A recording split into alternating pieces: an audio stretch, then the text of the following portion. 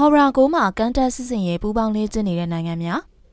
ထိုင်းအမေရိကန်တောင်ကိုရီးယားစင်ကာပူတပ်ဖွဲ့တွေခေါ်ရာကိုမှကန်တက်စစ်စင်ရေးပူးပေါင်းလေ့ကျင့်မြန်မာစစ်တပ်ကိုလေးလာသူအဖြစ်တက်ရောက်ခွင့်ဆက်လက်ဖယ်ရှားထား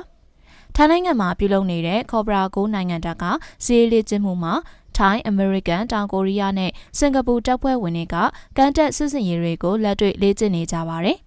ကန်တက်စစ်စင်ရေးပူးပေါင်းလှုပ်ဆောင်မှုကဖေဖော်ဝါရီ24ရက်နေ့ကစတင်တဲ့ခေါ်ရာကိုရဲ့အစိပ်ပိုင်းတစ်ခုဖြစ်ပါတယ်အရှိတောင်အာရှဒေသရဲ့အကြီးမားဆုံးနိုင်ငံတပ်ကဈေးလေးကျမှုအစီအစဉ်ကြီးကိုထိုင်းနဲ့အမေရိကန်တို့ကကမကထပြုပြီးမတ်လ6ရက်နေ့ထိပြုလုပ်သွားမှာပါထိုင်းကကွယ်ဝင်ကြီးဌာနကအခုနှစ်ခေါ်ရာကိုဈေးလေးကျမှုတွေမှာနိုင်ငံပေါင်း30လောက်ကပါဝင်သူတွေလေးလာသူတွေအဖြစ်ချိတ်ဆက်ထားပြီးစစ်သည်အင်အား8000ကျော်ပူးပေါင်းလေ့ကျင့်မယ်လို့ကြေညာထားပါတယ်စင်ကာပူအင်ဒိုနီးရှားဂျပန်တောင်ကိုရီးယားနဲ့မလေးရှားတို့ကစီးလေ့ကျင့်မှုတွေမှာထိုင်းအမေရိကန်တို့နဲ့တူပါဝင်ကြပြီးနိုင်ငံအများပြားကလေးလာသူတွေဖြစ်တက်ရောက်ခဲ့ကြပါတယ်ဖေဖော်ဝါရီ29ရက်နေ့ကန်တက်စီးလေ့ကျင့်မှုတွေမှာတော့အမေရိကန်ဟာကန်တက်ချိန်မုံရဲစီရင် USS Ashley ကိုတိုက်ခိုက်ရေးရဟတ်ယာဉ်နဲ့တခြားစစ်သုံးရန်များတွေနဲ့တူအသုံးပြုခဲ့ပါတယ်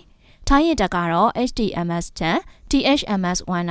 HTMS ထောင်လန်ရေယာဉ်နဲ့ကန်တက်ချိန်မုံရေယာဉ်တွေတည်ယူပို့ဆောင်ရေးဟန်ယာဉ်တွေကိုထုတ်သုံးခဲ့ပြီးမရင်းတပ်ဖွဲ့ဝင်တွေကပါဝင်လေ့ကျင့်ခဲ့ပါတယ်။တောင်ကိုရီးယားကတော့အဲ့ဒီအစစ်အစင်မှာပါဝင်မှုကန်တက်ရေယာဉ် ROKS နိုးချုပ်ပုံနဲ့ကုန်းရည်နှစ်တန်သွား KAV အမျိုးအစားယာဉ်တွေကိုဆေးလွတ်ခဲ့ပါတယ်။စင်ကာပူရေတပ်ရဲ့ RSS Anti-Volcan